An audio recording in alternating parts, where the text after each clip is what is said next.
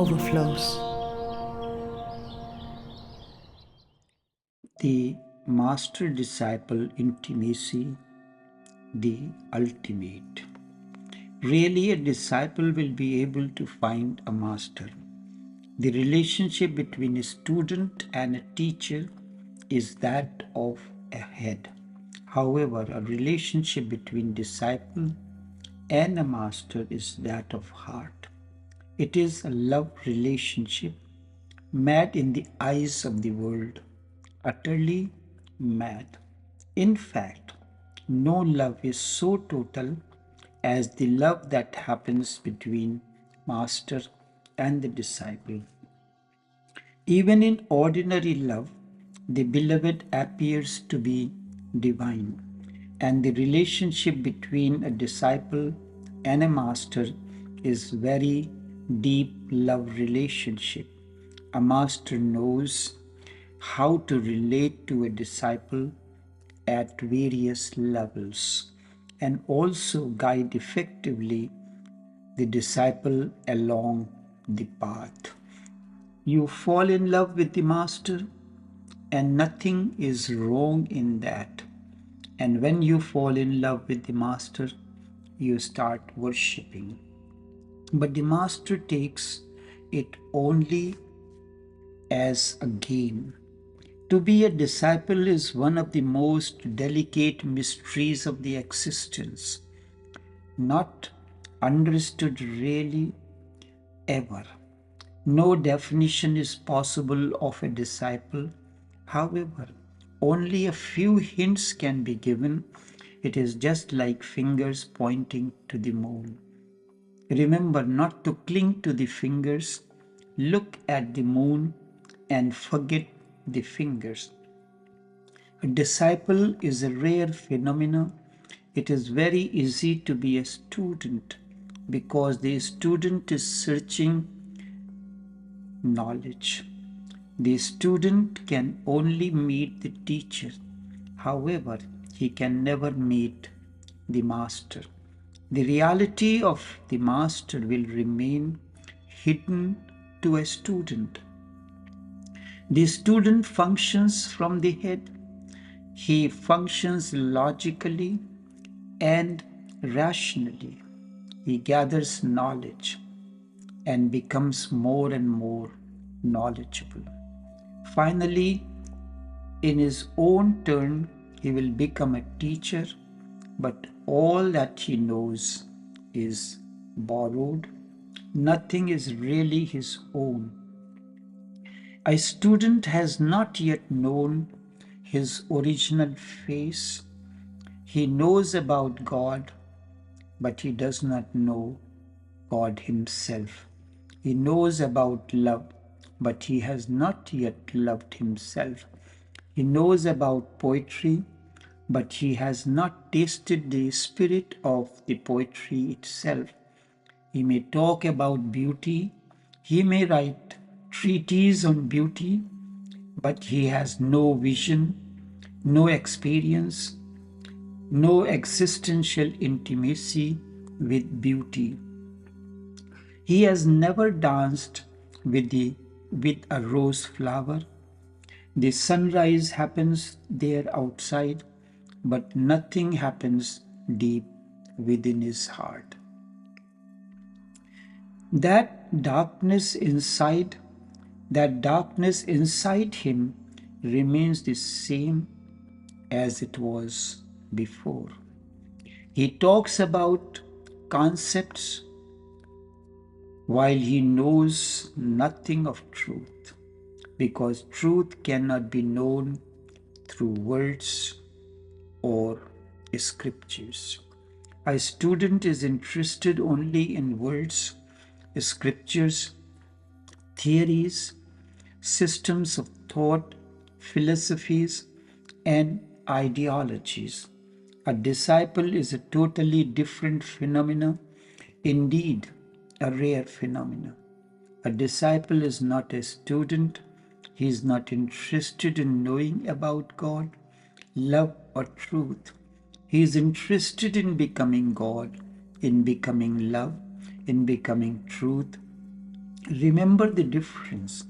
Knowing about one thing while becoming a totally a different phenomena.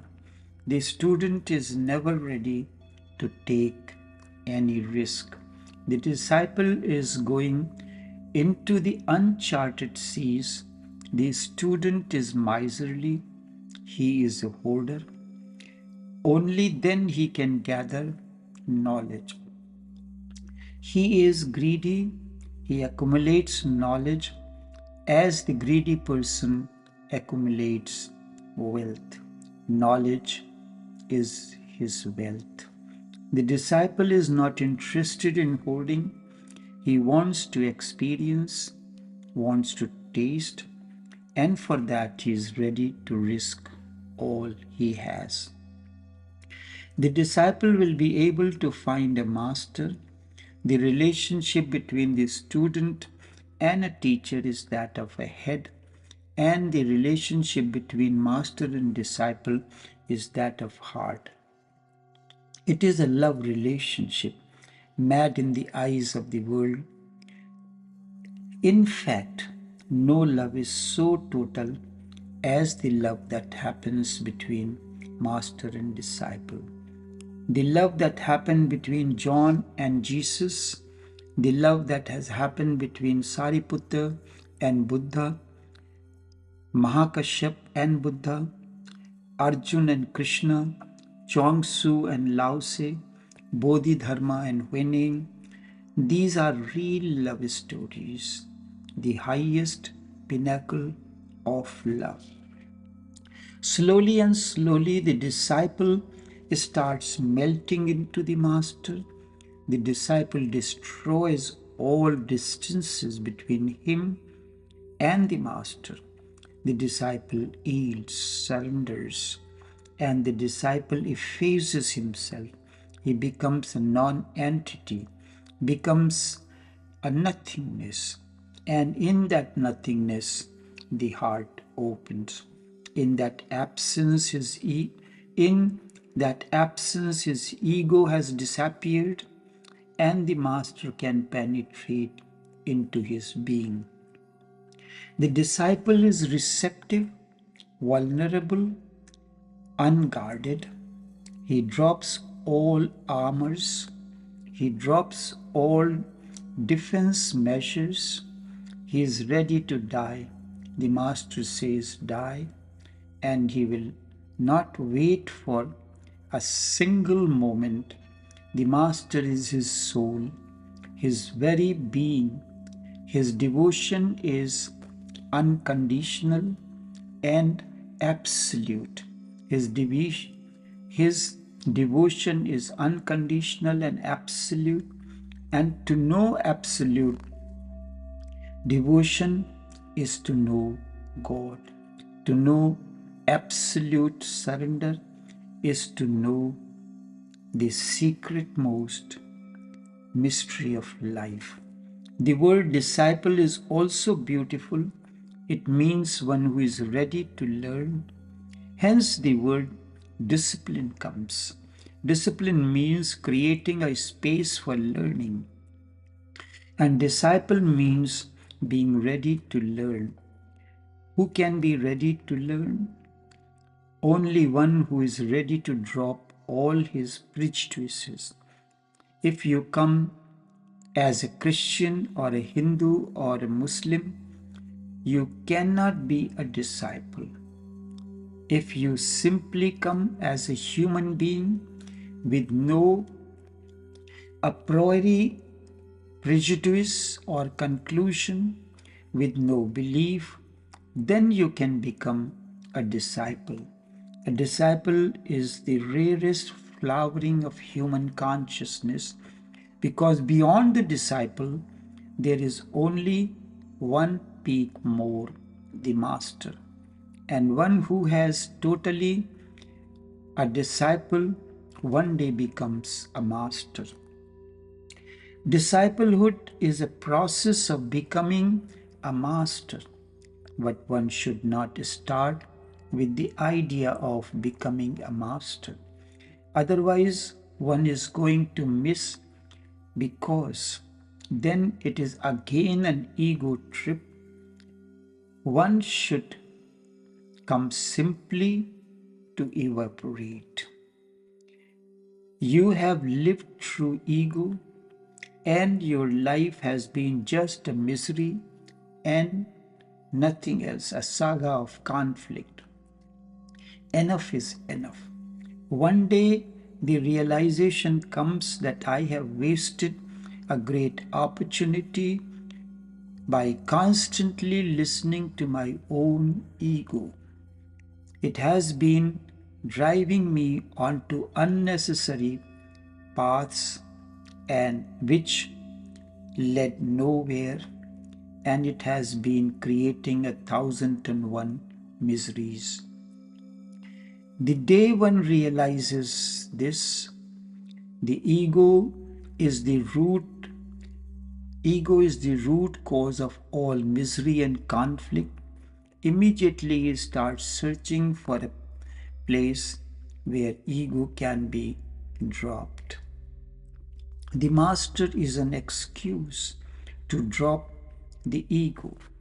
The disciple is ready, in fact, to say that he is ready to die is something less than that, less than the truth.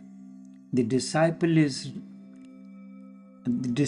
has already died into the master, dissolved into the master, disappeared into the master, just as drop dissolves in the vastness of the ocean.